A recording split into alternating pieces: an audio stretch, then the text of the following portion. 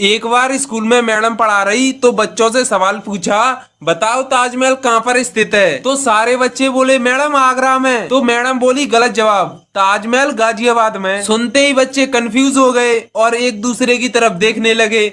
फिर उन्होंने यही बात घर पे बताई तो सारे बच्चों के माँ बाप इकट्ठा होकर अगले दिन हेडमास्टर के ऑफिस पहुंचे और बोले आपकी मैडम बच्चों को गलत पढ़ा रही है, ताजमहल गाजियाबाद में बता रही है। फिर हेडमास्टर बोला पहले तो सारे अपने अपने बच्चों की फीस जमा कराओ और दूसरा आप 6 महीने से बुलाए से भी नहीं आ रहे हो और जब तक फीस जमा नहीं होगी तब तक ताजमहल तो गाजियाबाद में ही रहेगा।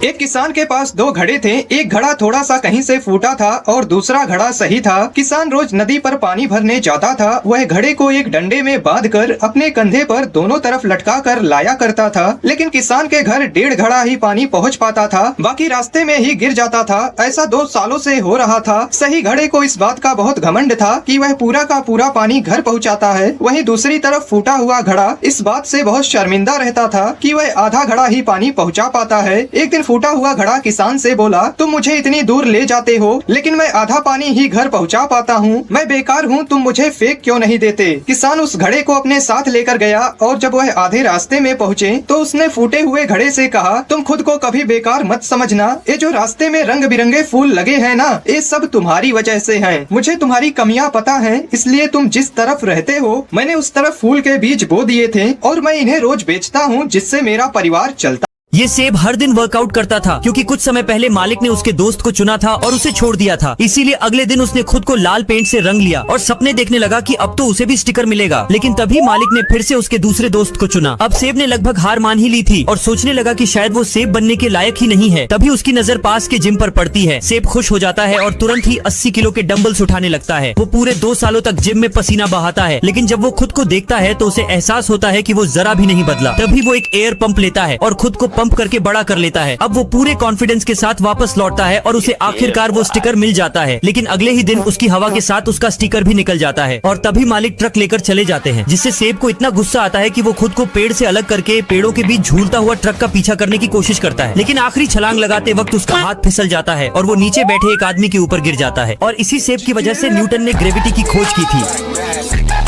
ये आदमी 30 साल से जेल में था, लेकिन आज उसका आखिरी दिन था। वो खुशी खुशी सीढ़ियों से नीचे उतरा, अपने दोस्त को टपली मारी और बाकी कैदियों को अलविदा कहा। इसके बाद उसने अपना सामान और कार की चाबी उठाई, अपनी सुपर कार में बैठा और गार्ड को उंगली दिखाते हुए जेल से निकल गया। हाईवे पर स्पीड में गाड़ी दौड़ाते हुए वो एक पेट्रोल पंप पर रुका, दुकान के अंदर गया जहाँ उसने फिर एक कोल्ड ड्रिंक की कैन उठाई और उसे चुराने की कोशिश की। लेकिन जब वो काउंटर पर पैसे देने गया तो कर्मचारी की नजर उसकी हरकत पर पड़ गई। घबराकर वो फौरन अपनी गाड़ी में बैठा और निकल गया। रास्ते में उसने कैन को कूड़ेदान में फेंकने की कोशिश की, लेकिन निशाना चूक गया। कैन लुढ़कते हुई घाटी से नीचे गिर गया, जहाँ पहले से ही एक क्राइम सीन चल रहा था। वहाँ मौजूद 2 डिटेक्टिव्स को वो कैन मिली। उन्होंने उसे सबूत के तौर पर एक प्लास्टिक बैग में डाला, फिर लैब में फिंगरप्रिंट स्कैन करके पहचान पक्की की और अब दोनों अफसर इस आदमी को वापस जेल पहुँचाने के लिए तैयार थे।